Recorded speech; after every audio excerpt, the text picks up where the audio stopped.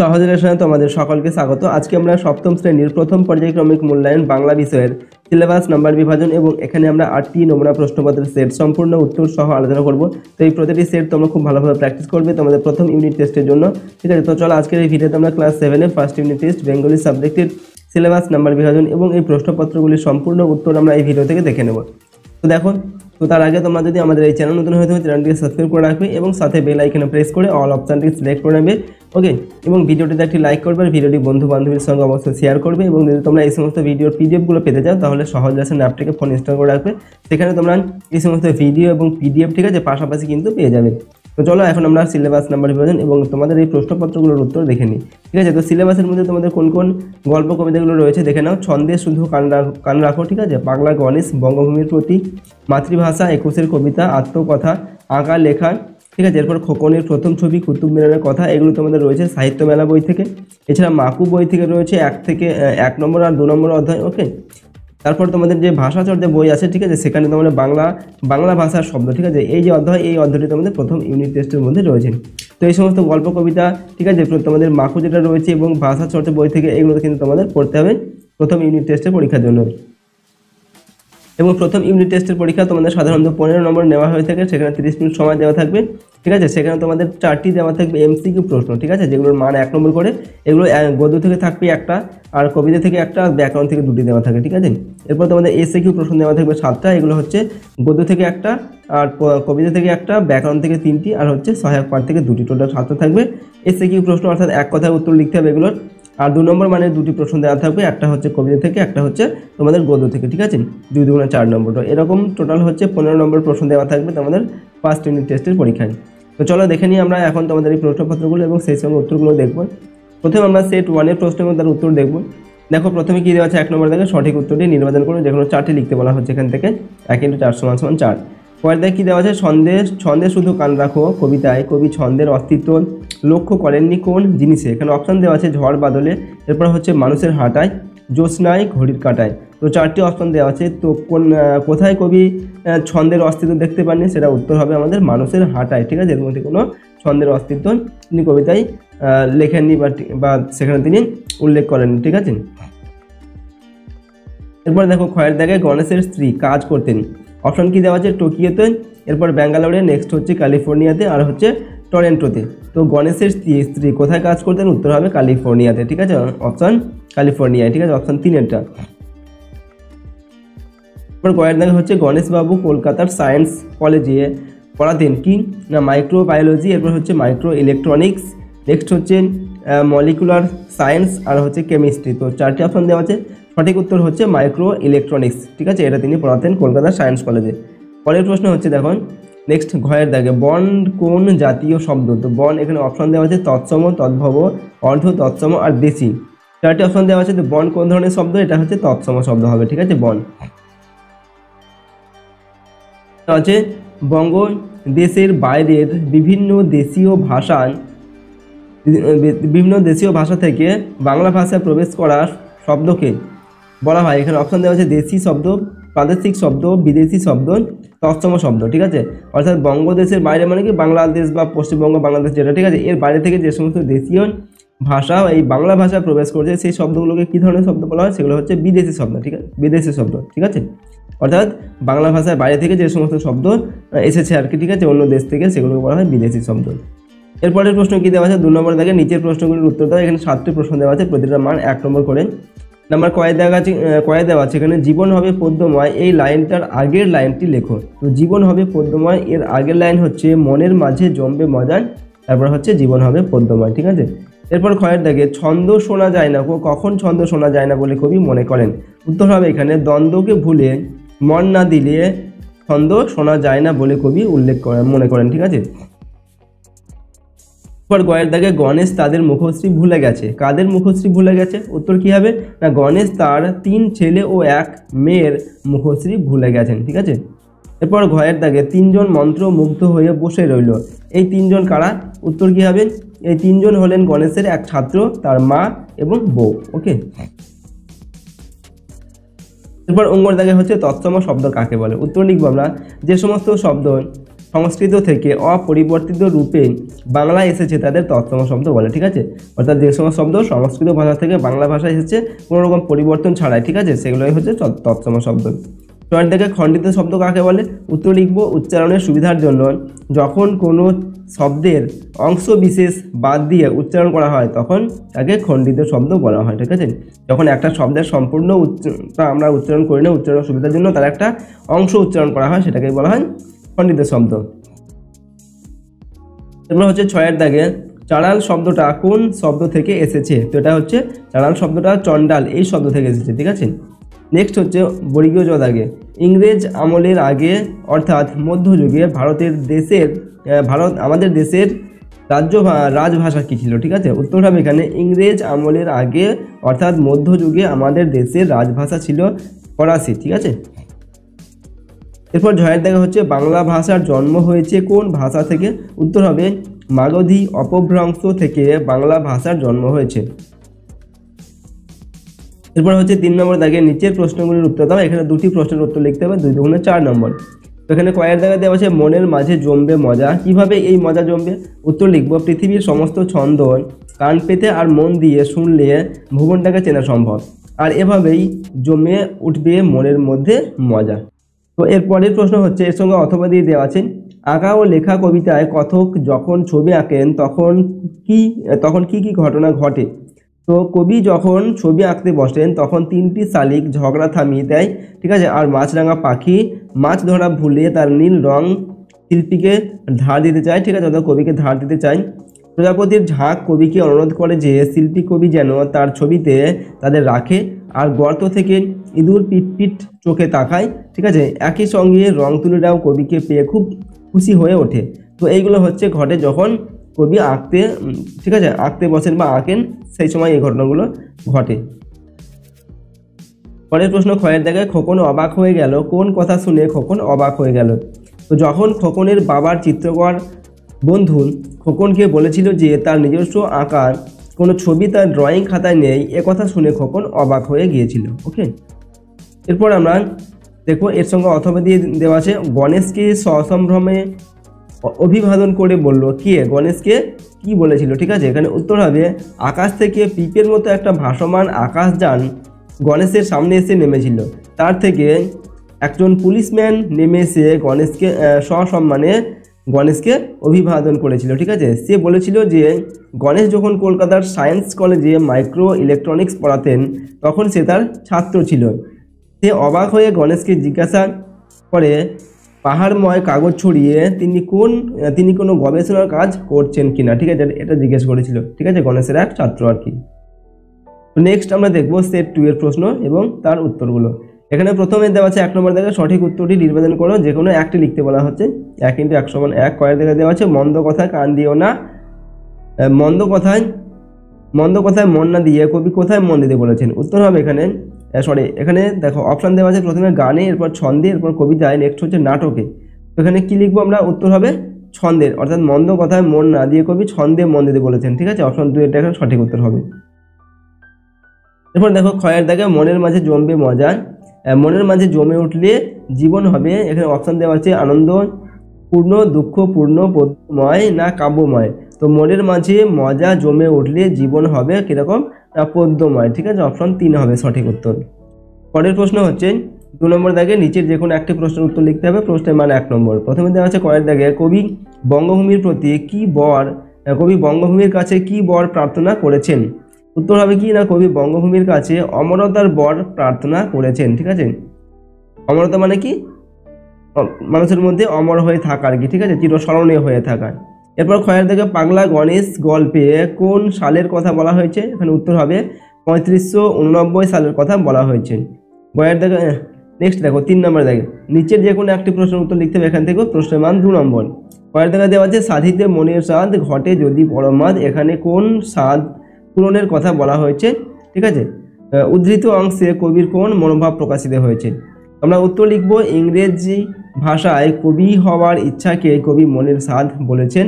ঠিক আছে, কবি বলেছেন এই স্বাদ পূরণ করতে গিয়ে তিনি যদি তার মাতৃভূমির প্রতি কোনো অন্যায় করে থাকেন, তার কোনো ভুল হয়ে থাকে, তবুও বঙ্গজননী যেন তাকে মনে রাখেন। ঠিক আছে, কবির এই বক্তব্য থেকে তার অপরাধ বোধ স্পষ্ট হয়ে উঠেছে। কবি তার কৃতকর্মের জন্য যেন অনেকটাই অনুতপ্ত এবং মাতৃভাষার কাছে সে অপরাধের জন্য ক্ষমা ভিক্ষা করেছেন। ঠিক আছে, এরপর দেখো খয়ের দাগে, একদিন তো মেঘের ছবি আঁকতে গিয়ে বেকুব হয়ে গেল খোকন। বেকুব শব্দটির অর্থ কি? মেঘের ছবি আঁকতে গিয়ে খোকন বেকুব হয়ে গিয়েছিল কেন? উত্তর কি হবে না, বেকুব শব্দের অর্থ হচ্ছে বোকা। ঠিক আছে, বোকা বলে যাওয়া আর কি। এরপর হচ্ছে একদিন খোকন দেখলো আকাশে একটা মেঘ হাতির চেহারা নিয়েছে। ঠিক আছে, অর্থাৎ একটা মেঘকে হাতির মতো দেখতে লাগছিল, কিন্তু খোকন মেঘের ছবি আঁকার পর আকাশের দিকে তাকিয়ে মেলাতে চাইলো।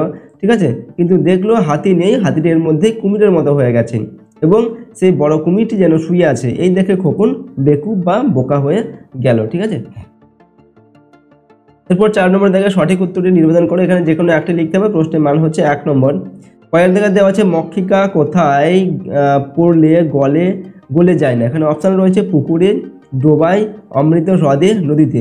তো কী হবে, মক্ষিকা মানে হচ্ছে কি মাছি, তো উত্তর হবে এখানে অপশান 3টা, অমৃত হ্রদে পড়লেও গলে যায় না। ঠিক আছে, নেক্সট হচ্ছে ক্ষয়ের দাগে নরকুলে কে ধন্য। অপশান রয়েছে যাকে লোকে ভুলে যায়, যাকে লোকে ভুলে যায় না, যাকে লোকে করুণা করে, যাকে লোকে ভয় পায়। তো নরকুলে কে ধন্য, যাকে লোকে ভুলে যায় না। ঠিক আছে, বা মনে রাখে, এই হচ্ছে নরকুলে ধন্য। এরপর 5 নম্বর দাগে নিচের যে কোনো একটি প্রশ্নের উত্তর দাও। প্রশ্নের মান 1 নম্বর। নীর শব্দটির অর্থ কি? উত্তর কি হবে, নীর শব্দের অর্থ হচ্ছে জল। ঠিক আছে, দন্ত নয়ে দীর্ঘিকার র, নীর মানে হচ্ছে জল।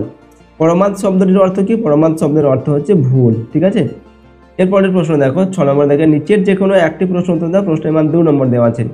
প্রথমে কয়েক জায়গায় দেওয়া আছে চর্চার অভাবে মানুষের মনে আর ওসবের উদ্রেক হয় না। মানুষের মন থেকে কোন কোন অনুভূতিগুলি হারিয়ে গেছে? উত্তর হবে মানুষের মন থেকে দয়া, মায়া, করুণা, ভালোবাসা ইত্যাদি অনুভূতিগুলো হারিয়ে গেছেন।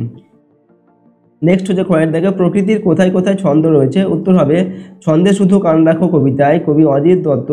ঝড় বৃষ্টিতে, জ্যোৎস্না রাতে, দুপুরবেলায় পাখির ডাকে, নিঝুম রাতের ঝিঝির ডাকে, নদীর কলকল ধ্বনিতে, মোটর গাড়ি ও রেলগাড়ির চাকার শব্দে, নৌকোজাহাজের ভেসে চলার তালে তালে, ঘড়ির কাঁটার অবিরাম ঘুরে চলা এবং দিনরাত্রির আসা যাওয়ার মধ্যেও ছন্দ খুঁজে পেয়েছেন। ঠিক আছে, এগুলোর মধ্যে ছন্দ খুঁজে পেয়েছেন কবি। নেক্সট প্রশ্ন দেখো 7 নম্বর দেখে নিচে যে কোনো দুটি প্রশ্নের উত্তর দাও। প্রশ্নের মান 1 নম্বর করে। পরের দিকে দেওয়া আছে জালের দরজার বাইরের থেকে সোনাটিয়া কেন হাসছিল? উত্তর হবে আমার ভয় দেখানো শুনে। ঠিক আছে, এরপরে হচ্ছে ক্ষয়ের দেখা টিয়া ভ্যা করে কেঁদে ফেললো। কেঁদে ফেলার কারণ কি? উত্তর হবে সোনা তাকে চিমটি কেটেছিল তাই। নেক্সট হচ্ছে গোয়ের দাগে ঘড়িওয়ালা ব্যস্ত হয়ে উঠলো কেন? উত্তর লিখবো মাকুর চাবি দেবার জায়গার বিষয়ে বলার জন্য। ঠিক আছে, মাকুর চাবি দেওয়ার জায়গার বিষয়ে বলার জন্য। ঠিক আছে, ঘড়িওয়ালা ব্যস্ত হয়ে উঠেছিল।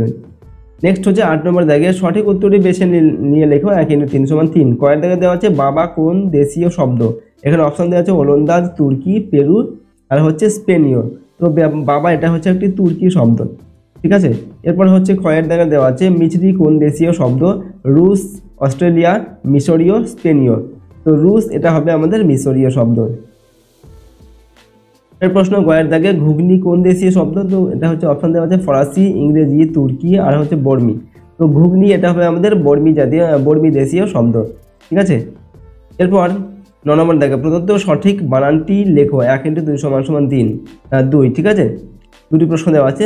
কয়ের জায়গায় দেওয়া আছে বাষ্প দুটি বানান দেবে। তো সঠিক উত্তর কোনটা হবে? বয়াকার মূর্ধন্য ছয়ের পরে। ঠিক আছে, বাষ্প এটা হচ্ছে সঠিক বানান। কয়ের দাগে তুন দুটি বানান দেওয়া আছে। তো কী হবে? তয় দীর্ঘ মূর্ধন্য তুন। ঠিক আছে, এটা হচ্ছে সঠিক বানান হবে। তো নেক্সট আমরা দেখবো সেট 3। ঠিক আছে, সেট 3 এর প্রশ্ন এবং তার উত্তর। 1 নম্বর প্রশ্ন সঠিক উত্তরটি নির্বাচন করো। যে কোনো 4টি লিখতে হবে। প্রশ্নের মান 1 নম্বর করে। কয়ের দিকে দেওয়া আছে কান না দিলে ছন্দে যেন কী হবে? পদ্য লেখা সহজ নয়। পদ্য লেখা সহজ নয়। এরপর দেওয়া আছে পদ্য লেখা সহজ নয়। গদ্য লেখা সহজ নয় প্রথমটা। ঠিক আছে, তারপর পদ্য লেখা সহজ নয়, গল্প লেখা সহজ নয়, এরপর হচ্ছে কাব্য লেখা সহজ নয়। তো কান না দিলে ছন্দে যেন কী হবে? পদ্য লেখা সহজ নয়। ঠিক আছে, এরপর 2 নম্বর দাগে অর্থাৎ 1 ক্ষয়ের দাগে পাগলা গণেশ একটি বিজ্ঞান, কল্পবিজ্ঞান, রূপকথা না হাসি বিষয়ক গল্প? তো পাগলা গণেশ এটা হচ্ছে একটি কল্প বিজ্ঞান বিষয়ক গল্প। ঠিক আছে, নেক্সট হচ্ছে গয়ের দাগে আজ শব্দটি এসেছে সংস্কৃত আদ্য থেকে না আর্য থেকে। ঠিক আছে, তো এখানে সঠিক উত্তর কোনটা হবে? আজ শব্দটি এসেছে সংস্কৃত অদয়ে জ ফেলা, ঠিক আছে, অদ্য শব্দ থেকে, ঠিক আছে। এরপর ঘয়ের দাগে ড্যাশ থমকে দাঁড়িয়ে লিখে নিল সব, শূন্যস্থানে শব্দটি কি বসবে? জীবন, ইতিহাস, সংগ্রাম না কলম, তো কি হবে? ইতিহাস থমকে দাঁড়িয়ে লিখে নিল সব, ঠিক আছে, এখানে হবে ইতিহাস, শূন্যস্থানে বসবে ইতিহাস। এরপর উমর দাগে চা হচ্ছে একটি তুর্কি শব্দ, স্পেনীয় শব্দ, চীনা শব্দ, ইংরেজি শব্দ, তো চা হচ্ছে এটা আমাদের একটি চীনা শব্দ হবে, ঠিক আছে, চা। নেক্সট দেখো 2 নম্বর দাগে একটি বাক্যে উত্তর দাও, যে কোনো একটি লিখতে হবে, প্রশ্নের মান 1 নম্বর করে। তাতা থই থই ছন্দ কবি কোথায় উপলব্ধি করেছেন? তো এখানে নিজের জীবন চর্চার উত্তর হবে, ঠিক আছে। এরপর হচ্ছে ক্ষয়ের দাগে মধুহীন করো না গো, মধু শব্দটি কোন দুটি অর্থে প্রযুক্ত হয়েছে? এখানে মধু, মধুসূদন দাস ও ফুলের নির্যাস, ঠিক আছে, মধু বলতে কি মধুসূদন দাস কবির নাম, আর একটা হচ্ছে মধু যেটা ফুলের মধু বা ফুলের নির্যাস, ঠিক আছে, সেটা, এই দুটি অর্থে প্রযুক্ত হয়েছে। 3 নম্বর দেখা হচ্ছে একটি বাক্য উত্তর দাও, যে কোনো একটি লিখতে হবে, প্রশ্নের মান 1 নম্বর করে। কয়ের দেখা দেওয়া আছে কি কি দিয়ে শিল্পী রামকিঙ্কর রঙের প্রয়োজন মেটাতেন? তো এখানে দেওয়া আছে গাছের পাতার রস, তিলের হলুদ, আলতা ও মুড়ি, ঠিক আছে, ভাজা খোলার চাচা ভুষোকালে, ঠিক আছে। তো এইগুলো দিয়ে শিল্পী রামকিঙ্কর রঙের প্রয়োজন মেটাতেন, ঠিক আছে, অর্থাৎ কী কী দিয়ে তিনি রং তৈরি করতেন আর কি, বা তার রঙের প্রয়োজন কী কী দিয়ে মেটাতেন, সেগুলো হচ্ছে গাছের পাতার রস, সিলের হলুদ, আলতা ও মুড়ি ভাজা, ঠিক আছে, খোলার চাচা যে ভুষোকালি, মুড়ি ভাজা খোলার যে খোলার যে কালি, সেগুলো। এরপর ক্ষয়ের দাগে কুতুবের সঙ্গে পাল্লা দেওয়ার জন্য আর কে মিনার গড়তে চেষ্টা করেছিলেন? উত্তর হবে এখানে আলাউদ্দিন খিলজি, ঠিক আছে, তিনি কুতুবের সঙ্গে পাল্লা দিয়ে একটি মিনার গড়তে চেষ্টা করেছিলেন। নেক্সট হচ্ছে 4 দাগে নিচের যে কোনো 3টি প্রশ্ন উত্তর দাও, প্রশ্নের মান 1 নম্বর করে। পরের দাগে দেওয়া হচ্ছে অর্ধ তৎসম বা ভগ্ন তৎসম শব্দ কাকে বলে? উত্তর লিখব বাংলা ভাষায় এলেও উচ্চারণ বিকৃতির জন্য যেসব তৎসম শব্দের রূপ বদলেছে তাদের অর্ধ তৎসম বা ভগ্ন তৎসম শব্দ বলে, ঠিক আছে। ক্ষয়ের দাগে তদ্ভব শব্দ কাকে বলে? উত্তর লিখব যেসব সংস্কৃত শব্দ দীর্ঘ সময়কাল ব্যাপী ভাষাগত বিবর্তনের পথে পরিবর্তিত হয়ে বাংলা ভাষায় এখানে বাংলা ভাষা, ঠিক আছে, বাংলা ভাষায় এসেছে তাদের তদ্ভব শব্দ বলে। নেক্সট দেখো গয়ের দাগে মিশ্র শব্দ কাকে বলে? উত্তর কি লিখব? তৎসম, তদ্ভব, দেশি ও বিদেশি শব্দের মধ্যে 2 শ্রেণীর শব্দের মিশ্রণে যে শব্দ গঠিত হয় তাকে মিশ্র শব্দ বলে, ঠিক আছে, এখানে এটা হবে তাকে, ঠিক আছে, তাকে মিশ্র শব্দ বলে, এখানে বানানটা ঠিক করে নেবে। ঘয়ের দাগে দেওয়া হচ্ছে বাংলা বানানে মূর্ধন্য স বসার 2টি নিয়ম লেখো। এখানে হবে রিকারের আগে মূর্ধন্য স হয়, ঠিক আছে, এবং ট ঠ এর আগের শীষ ধ্বনি মূর্ধন্য স হয়, ঠিক আছে। নেক্সট প্রশ্নগুলো দেখো 5 নম্বর দাগে নিচের যে কোনো 2টি প্রশ্ন উত্তর দাও, প্রশ্নের মান 1 নম্বর করে। পরের দাগে দেওয়া হচ্ছে মাকুকে দেখতে কেমন? তো এখানে উত্তর লিখবো কোকড়ানো চুল, চকচকে চোখ ও নাকের ডগায় তিল, ঠিক আছে, এটা হচ্ছে মাকুর চেহারার বর্ণনা। পরের দাগে হোটেলওয়ালা কি দিয়ে সুরমা রান্না করে? তো হোটেলওয়ালা খাবারের সঙ্গে নকল দাড়ি গোঁফ মিশিয়ে সুরমা রান্না করেন। এরপর সোনাদের বাড়িতে কারা আসবে? উত্তর হবে পিসিমশাই ও পিসির ছেলে, ঠিক আছে, এরা আসবেন। পরের প্রশ্ন দেখো 6 নম্বর দাগে নিচের যে কোনো একটি প্রশ্ন উত্তর দাও, প্রশ্নের মান 2 নম্বর। কয়ের দাগে দেওয়া আছে ওসব অনাবশ্যক ভাবাবেগ কোনো কাজে লাগে না। অনাবশ্যক ভাবাবেগ বলতে কি বোঝানো হয়েছে? তাকে সত্যিই তোমার অনাবশ্যক বলে মনে হয় কি? প্রশ্নের মান হচ্ছে 1+1। তো পাগলা গণেশ গল্পে সাহিত্য সংস্কৃতির চর্চা অর্থাৎ কবিতা, গান, ছবি আঁকা, গল্প, নাটক, সিনেমা ইত্যাদির চর্চাকে অনাবশ্যক ভাবাবেগ বলা হয়েছে, ঠিক আছে, এগুলোকে। এবার লিখবো আমরা না, এগুলির কোনোটি জীবনে অনাবশ্যক নয়, কারণ এগুলির চর্চা বন্ধ হয়ে গেলে মানুষ পুরোপুরি যন্ত্রে পরিণত হবে, ঠিক আছে, অর্থাৎ এসবগুলোরও কিন্তু প্রয়োজন রয়েছে, ঠিক আছে, গান, সিনেমা, নাটক, এগুলো গল্প, ঠিক আছে, এগুলোর কিন্তু আমাদের জীবনে প্রয়োজন রয়েছে।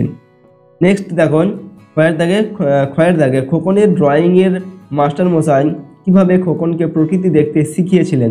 তো খোকনের স্কুলের ড্রয়িংয়ের মাস্টারমশাই খোকনকে প্রকৃতি থেকে ছবি আঁকতে বলেছিলেন। মাস্টারমশাই খোকনকে বাড়ির সামনের ইউক্যালিপটাস গাছের ছবি, বাড়ির ছাদ থেকে দেখতে পাওয়া ফুলের ছবি আঁকতে বলেছিলেন। এভাবে এই খোকনের মাস্টারমশাই খোকনকে প্রকৃতি দেখতে শিখিয়েছিলেন, ঠিক আছে, এটা হচ্ছে ক্ষয়ের প্রশ্নের উত্তর।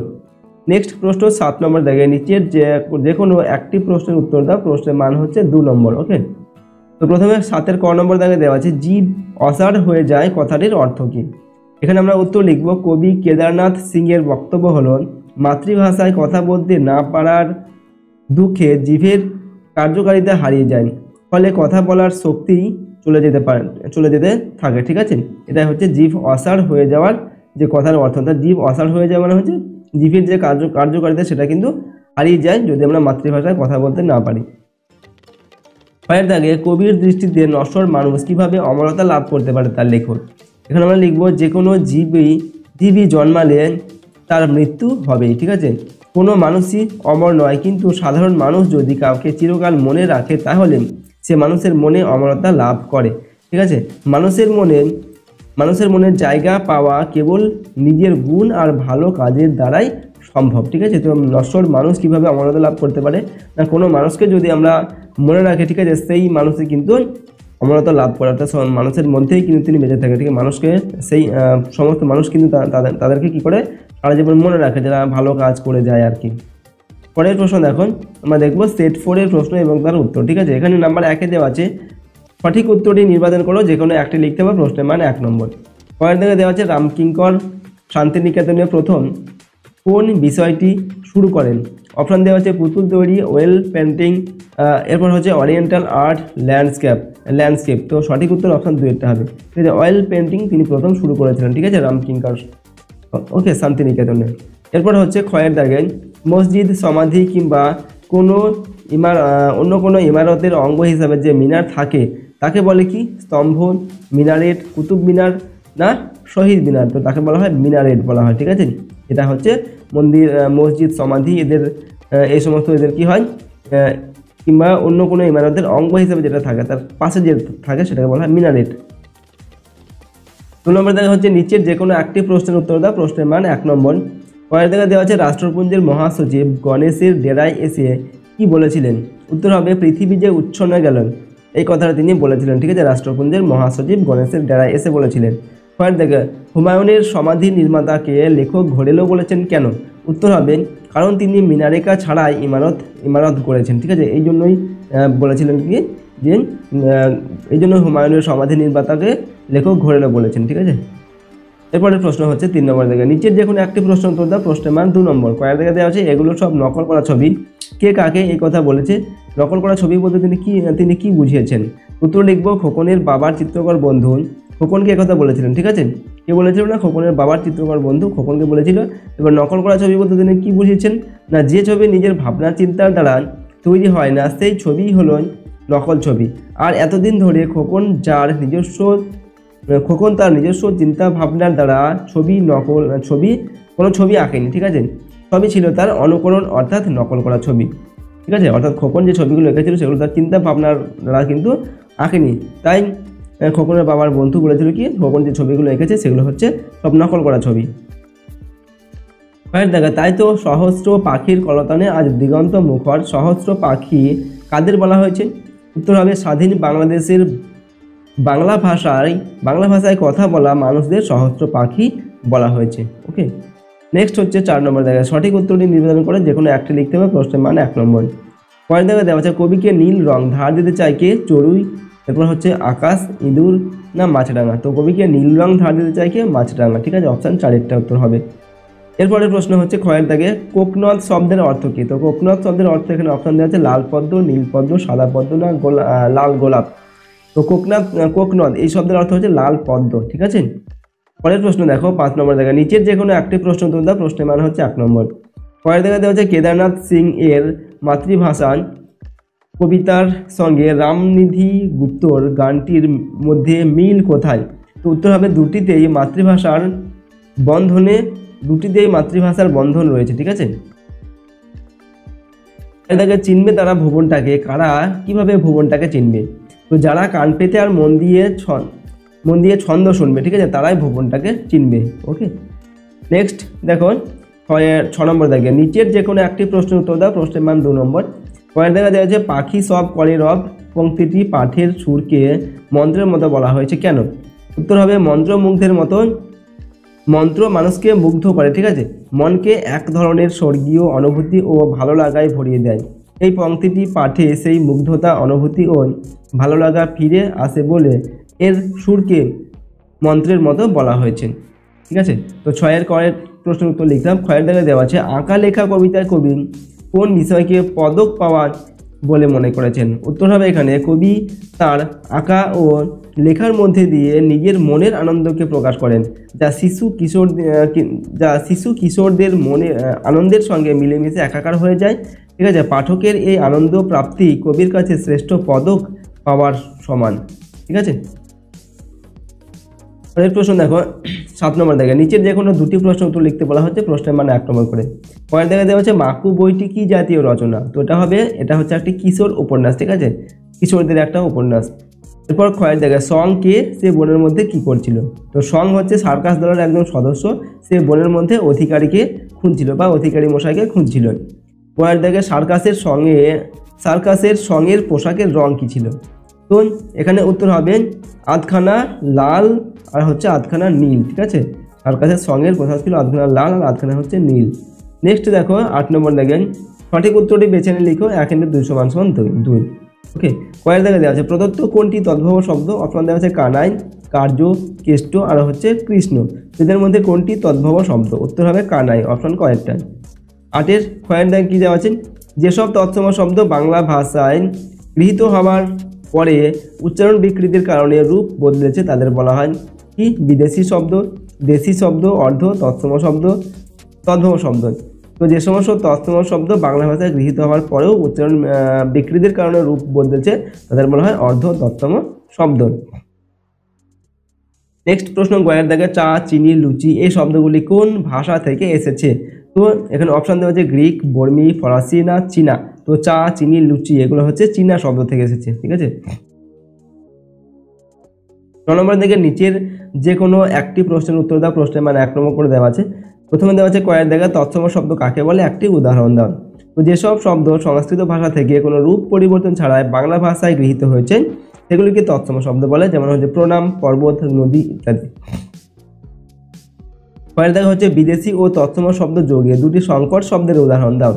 উত্তর হবে হচ্ছে জল, হাওয়া, হেড, পণ্ডিত। ঠিক আছে, এগুলো হচ্ছে বিদেশি আর তৎসম শব্দ যোগে তৈরি হয়েছে, জল, হাওয়া, হেড, পণ্ডিত এগুলো। ঠিক আছে, পরবর্তী প্রশ্ন দেখো আমরা দেখবো সেট 5-এর প্রশ্ন এবং তার উত্তর। ঠিক আছে, দেখো এই সেটের প্রথমে দেওয়া আছে 1 নম্বর দেখে সঠিক উত্তরটি নির্বাচন করো।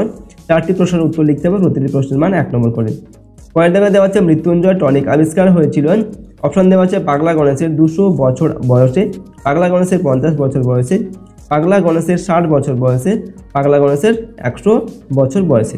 উত্তরটা হবে পাগলা গণেশের 50 বছর বয়স তখন কি হয়েছিল? মৃত্যুঞ্জয় টনিক আবিষ্কার হয়েছিল। এরপর খয়ের দেখা পৃথিবী যে উচ্ছন্নে গেল এই দুশ্চিন্তা হলো কার? অপশন দেওয়া আছে পাগলা গণেশের, এক ভদ্র মহিলার, রাষ্ট্রপুঞ্জের মহাসচিবের, পাগলা গণেশের ছেলের। উত্তর হবে রাষ্ট্রপুঞ্জের মহাসচিবের। ঠিক আছে, অপশন 3-এরটা। এরপরের প্রশ্ন দেখো গয়ের দেখা ছন্দ শুনতে হলে ভুলতে হবে কি? অপশন রয়েছে ধন্দ, দ্বন্দ্ব, অঙ্গ না যুদ্ধ। তো ছন্দ শুনতে হলে দ্বন্দ্ব ভুলতে হবে। ঠিক আছে, অপশন 2-এরটা উত্তর হবে এখানে। এরপর হচ্ছে ঘয়ের দাগে কি প্রশ্ন দেওয়া আছে না ঘড়ির কাঁটার ছন্দে বাঁধা জাহাজ, দিন রাত্রি রেলগাড়ি না সকাল বিকাল। তো ঘড়ির কাঁটার ছন্দে বাঁধা কি? দিন রাত্রি, অপশন 2-এরটা। তো এর পরের প্রশ্ন দেখো অঙ্গর দাগে পাশাপাশি অবস্থিত স্বর ও ব্যঞ্জন ও ব্যঞ্জন ধ্বনি মিলনে যে সন্ধি হয় তা হলো স্বরসন্ধি, ব্যঞ্জন ধ্বনি, ব্যঞ্জন সন্ধি। এরপর রয়েছে স্বরধ্বনি আর তো উত্তর কী হবে এখানে? 3-এরটা হবে। ঠিক আছে, ব্যঞ্জন সন্ধি বলা হয় সেটাকে। ঠিক আছে, ব্যঞ্জন সন্ধি, অপশন 3। ওকে, পাশাপাশি অবস্থিত স্বর ও ব্যঞ্জন ও স্বর, ব্যঞ্জন ও ব্যঞ্জন ধ্বনির যে মিলনের যে সন্ধি হয় সেটাকে বলা হয় ব্যঞ্জন সন্ধি। দেখা হচ্ছে চড়ুই পাখির প্রাণ এর অর্থ হলো দীর্ঘজীবী, ক্ষণজীবী, নগণ্য ব্যক্তি, বুদ্ধিজীবী। তো চড়ুই পাখির প্রাণ এর অর্থ হচ্ছে ক্ষণজীবী। ঠিক আছে, অর্থাৎ অল্প সময় বাঁচে। ঠিক আছে, সেরকম। এরপরের প্রশ্ন দেখো 2 নম্বর দেখা নিচের যে কোনো একটি প্রশ্ন উত্তর লিখতে বলা হয়েছে, প্রশ্নের মানে 1 নম্বর। কয়েক জায়গায় দেওয়া হচ্ছে মাধ্যাকর্ষণ প্রতিরোধকারী মলম আবিষ্কারের পর পৃথিবীতে কিসের হিড়িক পড়ে গেল? উত্তর হবে মাধ্যাকর্ষণ প্রতিরোধকারী মলম আবিষ্কারের পর পৃথিবীতে উড়ান যন্ত্র আবিষ্কারের হিড়িক পড়ে গেল। ঠিক আছে, অর্থাৎ উড়ান যন্ত্র আবিষ্কারের একটা হিড়িক পড়েছিল। ঠিক আছে, মাধ্যাকর্ষণ প্রতিরোধকারী মলম আবিষ্কার হওয়ার পরে। পরের দেখে কোন দিনটি মাতৃভাষা দিবস হিসাবে পরিগণিত হয়? উত্তর কি হবে? 21শে ফেব্রুয়ারি দিনটি মাতৃভাষা দিবস হিসাবে পরিগণিত হয়। এরপর হচ্ছে 3 নম্বর দাগে নিচের যে কোনো একটি প্রশ্নের উত্তর দাও, প্রশ্নের মান 1 নম্বর করে, ঠিক আছে। পরের দাগে কি দেওয়া আছে, জলের ছন্দে কি চলে, উত্তর হবে এখানে জলের ছন্দে নৌকো জাহাজ চলে। ওকে, ক্ষয়ের দাগে ছন্দ সুরের সংকেতে কাকে চেনা যায়, উত্তর কি লিখবো, ছন্দ সুরের সংকেতে ভুবনকে চেনা যায়, ঠিক আছে। এরপর হচ্ছে 4 নম্বর দাগে নির্দেশ অনুসারে উত্তর দাও, যে কোনো 3টি, 1 × 3 = 3। পরের দাগে দেওয়া আছে সন্ধি বিচ্ছেদ করো কুজ্ঝরিকা বনস্পতি। তো কুজ্ঝরিকা এটাকে সন্ধি বিচ্ছেদ করলে হবে কুত যোগ ঝরিকা, ঠিক আছে। কয় রস্যকার খণ্ডত্ব ঝট হয়েছে কয়াকার টয় রস্যকার কয়াকার, ঠিক আছে, কুজ্ঝরিকা। বনস্পতি হবে বনযোগপতি বনস্পতি, ঠিক আছে।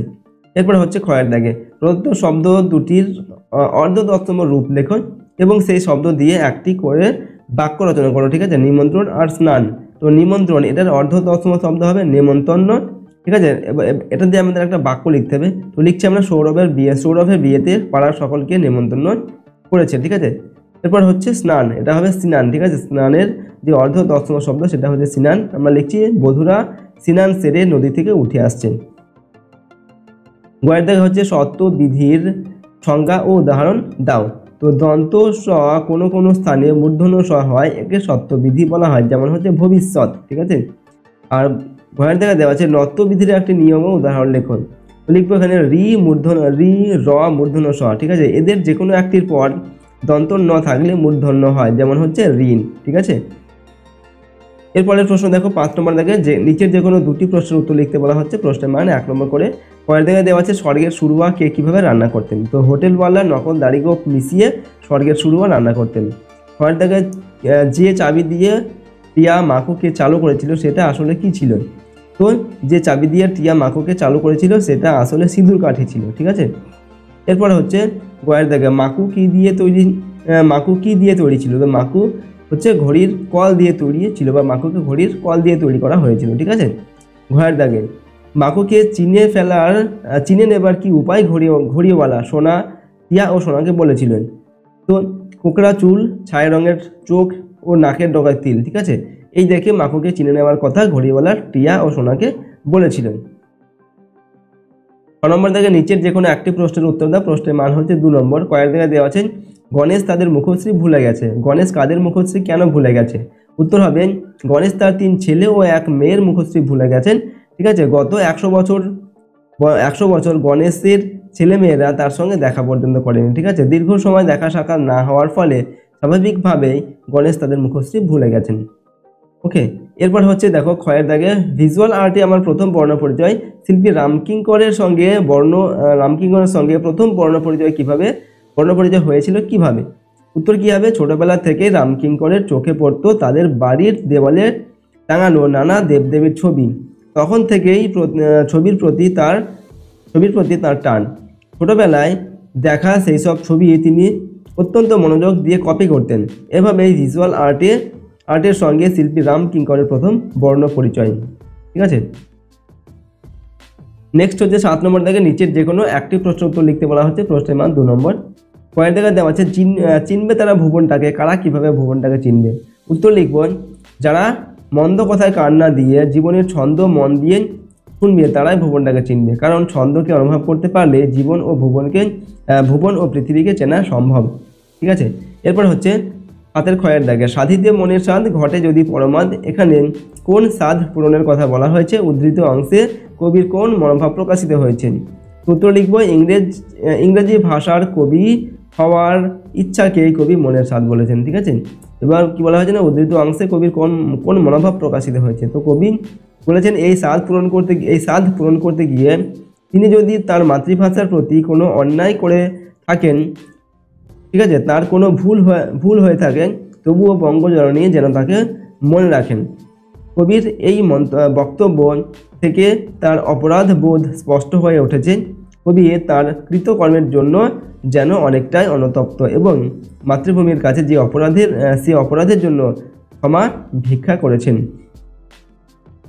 পরের প্রশ্ন দেখো, এরপর আমরা দেখব সেট 6, ঠিক আছে। সেট 6 এর প্রশ্ন এবং এর উত্তর। প্রথমে দেওয়া আছে 1 নম্বর দাগে সঠিক উত্তরটি নির্বাচন করো, যে কোনো একটি লিখতে হবে, প্রশ্নের মান 1 নম্বর। 1 নম্বর দাগে দেওয়া আছে আজ সকাল থেকে বসে গণেশ লিখছে, গল্প লিখছে, ঠিক আছে, কবিতা লিখছে, নাটক লিখছে না ভ্রমণ কাহিনী লিখছে, তো আজ সকাল থেকে বসে গণেশ লিখছে কি না কবিতা লিখছে, ঠিক আছে, অপশন ক্ষয়েরটা উত্তর হবে। এরপর হচ্ছে প্রশ্ন 1-2 নম্বর দাগে, রামানন্দ চট্টোপাধ্যায় কোন পত্রিকার সম্পাদক ছিলেন? অপশন দেওয়া আছে সাধনা, বঙ্গদর্শন, প্রবাসী না হিতবাসী। তো রামানন্দ চট্টোপাধ্যায় প্রবাসী পত্রিকার সম্পাদক ছিলেন, ঠিক আছে। এরপর 2 নম্বর দাগে নিচের সঠিক উত্তরটি নির্বাচন করো, যে কোনো একটি লিখতে হবে। প্রশ্নের মান 1 নম্বর। 2-1 দেওয়া আছে দৈবের বসে জীব তারা কোথায় খসে পড়তে পারে? অপশন রয়েছে স্বদেশে, ভারতে, প্রবাসে না বিদেশে। উত্তর হবে এখানে প্রবাসে, ঠিক আছে, অপশন গয়েরটা। ওকে, নেক্সট প্রশ্ন হচ্ছে 2-2 নম্বর, তাই তো সহস্র পাখির ড্যাশ আজ দিগন্ত মুখর। তো এখানে অপশন রয়েছে ডাকে, গানে, কলতানে, ধ্বনিতে। তো তাই তো সহস্র পাখির কলতানে আজ দিগন্ত মুখর। তো এখানে অপশন গয়েরটা হবে সঠিক উত্তর, ঠিক আছে, কলতানে। নেক্সট হচ্ছে 2-3 নম্বর, অর্থাৎ এখানে 3 নম্বর দাগের প্রশ্ন, সঠিক উত্তরটি নির্বাচন করে যে কোনো দুটি লিখতে হবে। প্রশ্নের মান 1 নম্বর করে। 3-1 দেওয়া হচ্ছে নিচের কোনটি তদ্ভব শব্দ? এখানে অপশন রয়েছে কানাই, এরপর হচ্ছে কাজ, কেষ্ট আর হচ্ছে কৃষ্ণ। এখানে তদ্ভব শব্দ হচ্ছে কাজ, ঠিক আছে, এটা হচ্ছে তদ্ভব শব্দ। এরপরের প্রশ্ন 3-2 নম্বর, চা, চিনি, লুচি এই শব্দগুলি কোন ভাষা থেকে এসেছে? এখানে অপশন দেওয়া হচ্ছে গ্রিক, বর্মী, ফরাসি, চীনা। উত্তর হচ্ছে চীনা শব্দ থেকে, চীনা ভাষা থেকে এসেছে, ঠিক আছে, চা, চিনি, লুচি এই শব্দগুলো। এরপর 3-3 নম্বর, বাবা কোন দেশীয় শব্দ? অপশন দেওয়া হচ্ছে ওলন্দাজ, তুর্কি, কিরুনা, স্পেনীয়। তো বাবা এটা হচ্ছে একটি তুর্কি শব্দ, ঠিক আছে। পরের প্রশ্নগুলো দেখো 4 নম্বর থেকে, নিচের যে কোনো একটি প্রশ্ন উত্তর দাও। প্রশ্নের মান হচ্ছে 1 নম্বর। তারা দেখা দেওয়া হচ্ছে রামকিঙ্করের প্রথম শিল্প শিক্ষার স্কুল কোনটি? উত্তর লিখবো রামকিঙ্করের প্রথম শিল্প শিক্ষার স্কুল হচ্ছে কুমোরপাড়ার। এরপর 4-2 নম্বর, খোকনের বাবার চিত্রকর বন্ধু কোথায় থাকেন? উত্তর হবে খোকনের বাবার চিত্রকর বন্ধু লখনৌতে থাকেন, ঠিক আছে। নেক্সট হচ্ছে 5 নম্বর দেখে, নিচের যে কোনো একটি প্রশ্নের উত্তর দাও। প্রশ্নের মান 1 নম্বর করে। এরপর 5-এর প্রশ্ন দেওয়া আছে এখানে 5-1, কখন পদ্য লেখা সহজ হবে? তো ছন্দ জানা থাকলে পদ্য লেখা সহজ হবে, ঠিক আছে, অর্থাৎ দ্বন্দ্ব ভুলে ছন্দে মন দিলে কিন্তু আমাদের পদ্য লেখা সহজ হবে। 5-2 নম্বর, জোনাকিরা কোথায় অওয়া লিখছে? উত্তর হবে এখানে জোনাকিরা বকুল গাছে অওয়া লিখছেন। এরপরের প্রশ্ন দেখো 6 নম্বর থেকে, নিচের যে কোনো একটি প্রশ্ন উত্তর দাও। প্রশ্নের মান 1 নম্বর করে। 6-1 দেওয়া হচ্ছে ছেড়াদ্দ, হাত, ঠিক আছে, কোনটি কী ধরনের শব্দ? তো ছেড়াদ্দ এটা হচ্ছে অর্ধ তৎসম শব্দ, আর হাত এটা হচ্ছে তদ্ভব শব্দ। 6-2 নম্বর, খণ্ডিত শব্দ কাকে বলে? উত্তর লিখব কোনো সম্পূর্ণ শব্দের কোনো একটি অংশ এককভাবে ভাষায় ব্যবহৃত হলে তাকে খণ্ডিত শব্দ বলা হয়, ঠিক আছে। অর্থাৎ সম্পূর্ণ শব্দের যদি আমরা সেটাকে একটা অংশ উচ্চারণ করি সেটাই হচ্ছে খণ্ডিত শব্দ। নেক্সট হচ্ছে 6-3 নম্বর, মিশ্র শব্দ কাকে বলে? উত্তর হবে এখানে তৎসম, তদ্ভব ও দেশি বা বিদেশি শব্দের মধ্যে যে কোনো এক শ্রেণীর শব্দের সঙ্গে অপর শ্রেণীর শব্দ বা প্রত্যয় যোগে যে নতুন শব্দ তৈরি হয় তাকে মিশ্র শব্দ বলে। এরপর 6-4 নম্বর, বিদেশি ও তৎসম শব্দ যোগে দুটি সংকট শব্দের উদাহরণ দাও। উত্তর লিখবো জল, হাওয়া, হেডফোনটি, এগুলো হচ্ছে, ঠিক আছে, বিদেশি আর তৎসম শব্দ যোগে এগুলো শব্দ। নেক্সট হচ্ছে 7 নম্বর থেকে, নিচের যে কোনো দুটি প্রশ্ন উত্তর দাও। প্রশ্নের মান 1 নম্বর করে। 7-1 দেওয়া হচ্ছে কালিয়ার বনে কিভাবে যাওয়া যায়? উত্তর কি লিখবো না, গলির পর বড় রাস্তা, তারপর গির্জে, গোরস্থান, এরপর সুনসুনির মাঠ পেরিয়ে কালিয়ার বনে যাওয়া যায়। তাদের 2 নম্বর হচ্ছে আম্মা কে ছিলেন? উত্তর হবে আম্মা ছিলেন সোনাটিয়ার বাপির ধাইমা, ঠিক আছে। 3 নম্বর, মাকুকে কে বানিয়েছিল? উত্তর কি হবে মাকুকে ঘড়িওয়ালা বানিয়েছিল, ঠিক আছে। পরবর্তী প্রশ্ন দেখুন 8 নম্বর থেকে, নিচের যে কোনো একটি প্রশ্ন উত্তর দাও। প্রশ্নের মান 2 নম্বর। 8-1 দেওয়া আছে কুতুব মিনার নামটি কার নাম অনুসারে রাখা হয়েছে এবং কেন? উত্তর হবে এখানে সুফি সাধক খাজা কুতুবউদ্দিন বখতিয়ার কাকির স্মৃতি রক্ষার জন্য কুতুবউদ্দিন আইবক কুতুব মিনার তৈরি করেছিলেন, ঠিক আছে। সেই সুফি সাধকের নাম অনুসারেই কুতুব মিনার নামটি রাখা হয়েছিল, ঠিক আছে, অর্থাৎ সুফি সাধক খাজা কুতুবউদ্দিন বখতিয়ার কাকির, ঠিক আছে, এই নাম অনুসারেই কুতুব মিনার এই নামটা রাখা হয়েছিল। ওকে। 8-2 নম্বর, ও মশাই এমন বিকট শব্দ করছেন কেন? কার উপদেশে, কার উদ্দেশ্যে, কারা এই কথা বলেছিল, ঠিক আছে, কোন কাজকে তারা বিকট আওয়াজ বলে মনে করেছিল? তো পাগলা গণেশের উদ্দেশ্যে কথা বলা হয়েছিল, ঠিক আছে। আকাশপথে তিব্বতের রাজধানী লাসা থেকে পাকিস্তানের রাজধানী ইসলামাবাদ যাওয়ার সময় দুজন পাখাওয়ালা লোক হিমালয়ের উপর নেমে এসে, ঠিক আছে, এই কথা বলেছিল। পাগলা গণেশের গলা ছেড়ে গান গাওয়াকে তারা বিকট শব্দ বলে মনে করেছিল, ঠিক আছে। তো এইভাবে আমরা লিখলাম প্রশ্নের উত্তরটিকে।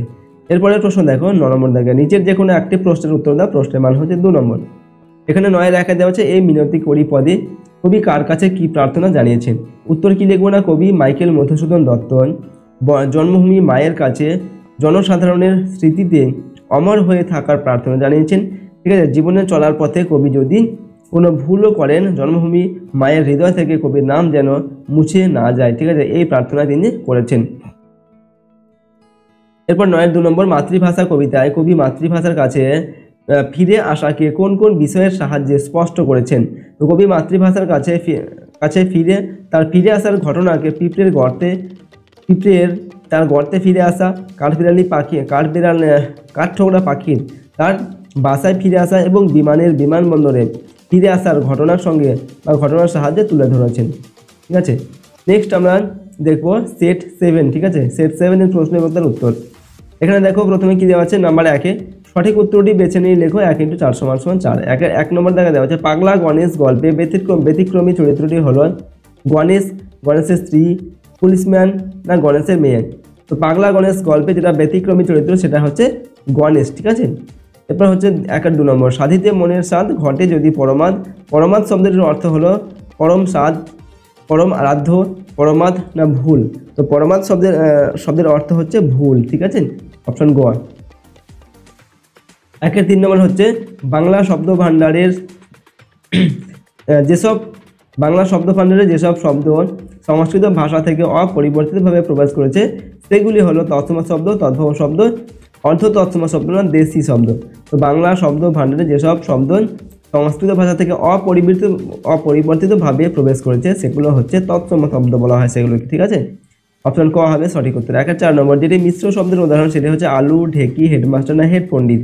উত্তর হবে এখানে হেড পণ্ডিত, এটা হচ্ছে মিশ্র শব্দ। ঠিক আছে, অপশন ঘ। এরপর হচ্ছে 2 নম্বর জায়গায় নিচের প্রশ্নগুলির অতি সংক্ষেপে পূর্ণ বাক্যে উত্তর লিখতে হবে। প্রশ্নের মান 1 নম্বর করে 7টি প্রশ্ন উত্তর এখানে লিখতে হবে। 2 এর 1-এ দেওয়া আছে, হুমায়ুনের সমাধি নির্মাতাকে কুতুব মিনারের কথা গদ্যাংশে লেখক ঘোরেলো বলেছেন কেন? উত্তর হবে হুমায়ুনের সমাধি নির্মাতা হুমায়ুনের ইমারতটিকে সম্পূর্ণ মিনারিকা ছাড়াই নির্মাণ করেছেন, তাই লেখক একে ঘোরেলো বলেছেন। এরপর হচ্ছে 2 এর 2 নম্বর হচ্ছে ছন্দ শোনা যায় না কখন কবির ভাবনা ছন্দ শোনা যায় না? তো দ্বন্দ্ব ভুলিয়ে মন না দিলে ছন্দ শোনা যায় না। নেক্সট হচ্ছে 2 এর 3 নম্বর, তদ্ভব শব্দ কাকে বলে? যেসব সংস্কৃত শব্দ দীর্ঘ সময় ধরে ভাষাগত বিবর্তনের পথে প্রাকৃত অবভ্রংশ ইত্যাদি স্তর পার হয়ে বাংলা শব্দ ভাণ্ডারে এসেছে বা প্রবেশ করেছে তাকে তদ্ভব শব্দ বলে। যেমন হচ্ছে মৎস্য থেকে মাছ। ঠিক আছে, এগুলো হচ্ছে তদ্ভব শব্দ। 2 এর 4 নম্বর দাগে 2টি খণ্ডিত শব্দের উদাহরণ দাও।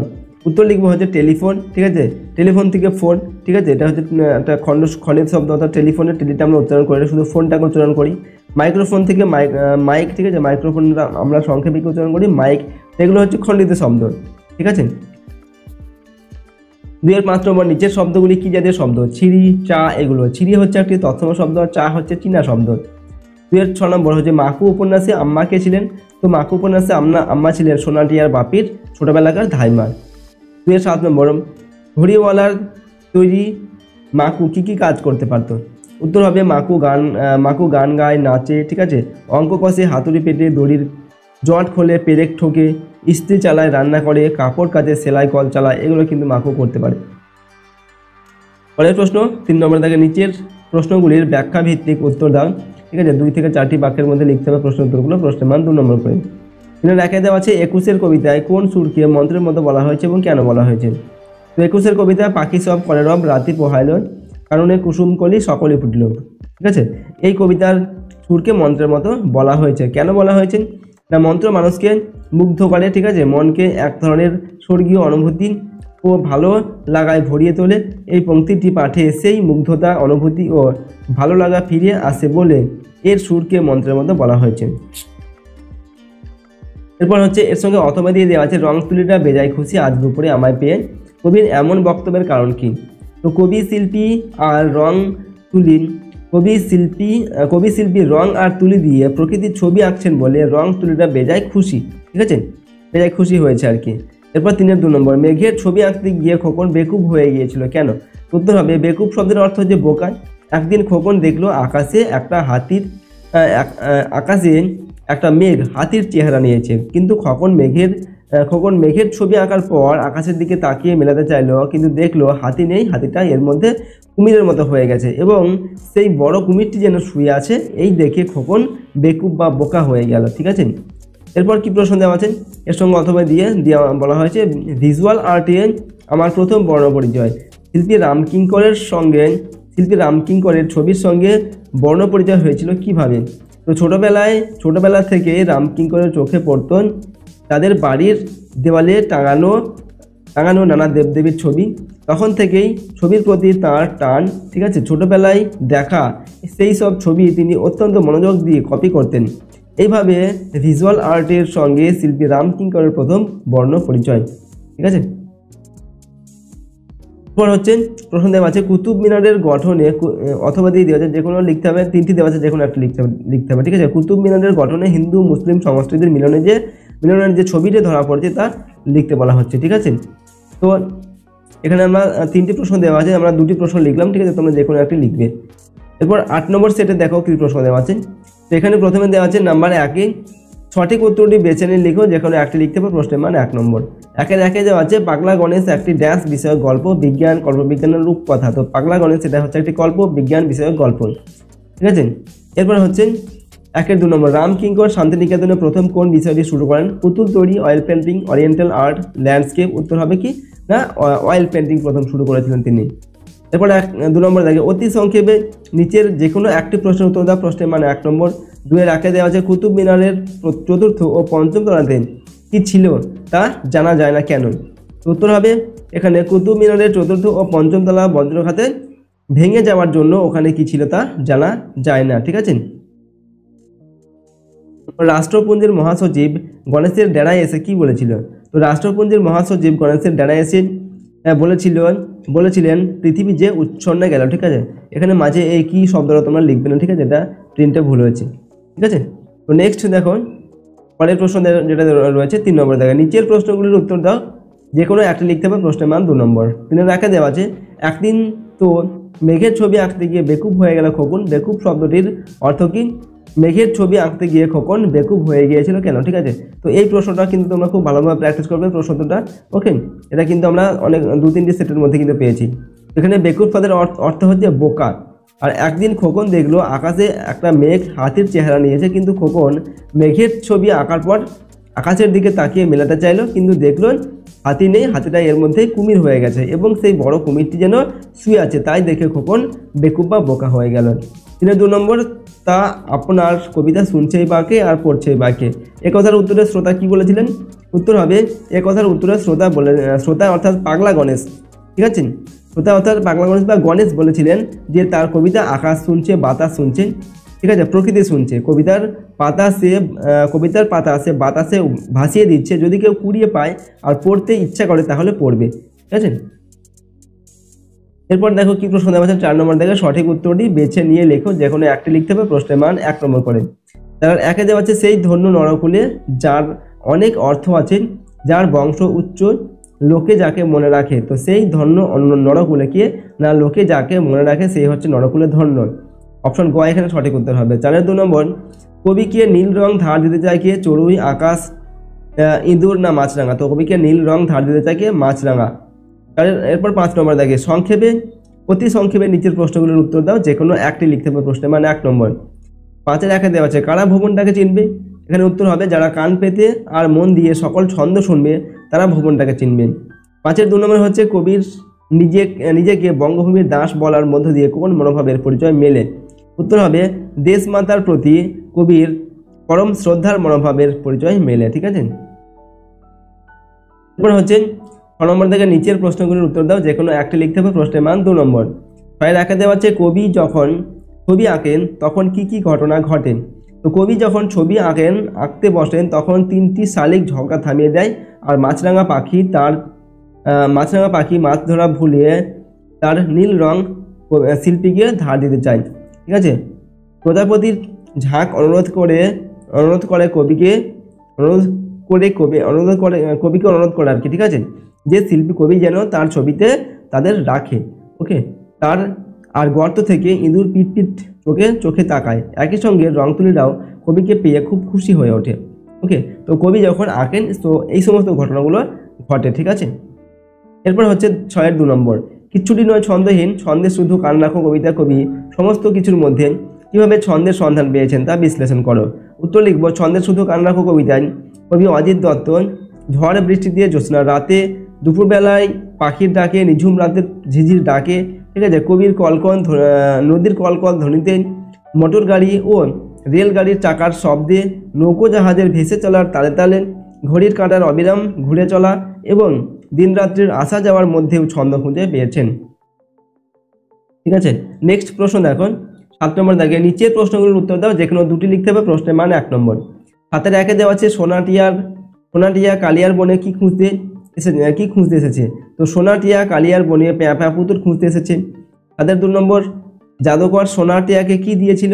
তো জাদুকর সোনাটিয়াকে গলায় রেশমি ফিতে বাঁধা 2টি খরগোশ দিয়েছিল, ঠিক আছে। 7-এর 3 নম্বর হচ্ছে মাকুর চাবি কত দিনের জন্য দেওয়া হয়েছিল। তো মাকুর চাবি 1 বছর অর্থাৎ 365 দিনের জন্য দেওয়া হয়েছিল। 8 নম্বর দাগে সঠিক উত্তরটি বেছে নিয়ে লেখো, যে কোনো এখানে 2টি প্রশ্ন দেওয়া আছে, প্রতিটার মান 1 নম্বর করে। 8-এর 1-এ দেওয়া আছে পর্তুগিজ শব্দ হলো পেয়ারা ময়দানা লুচি।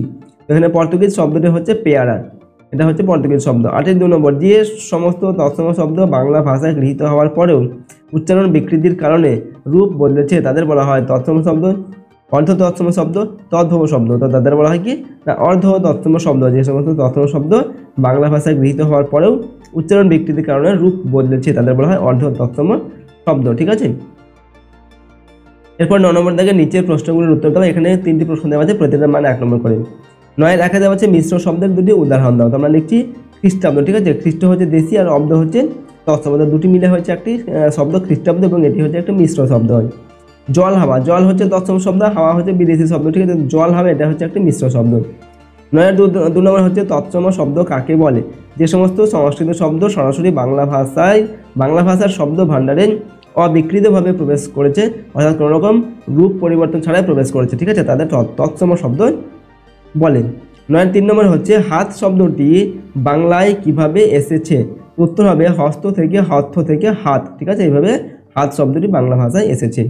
ওকে, তো তোমাদের এইগুলো ছিল ক্লাস 7-এর ফার্স্ট ইউনিট টেস্টের বাংলা বিষয়ের। আমরা এখানে সিলেবাস এবং টোটাল 8টি প্রশ্নপত্রের সেট উত্তর সহ আলোচনা করলাম।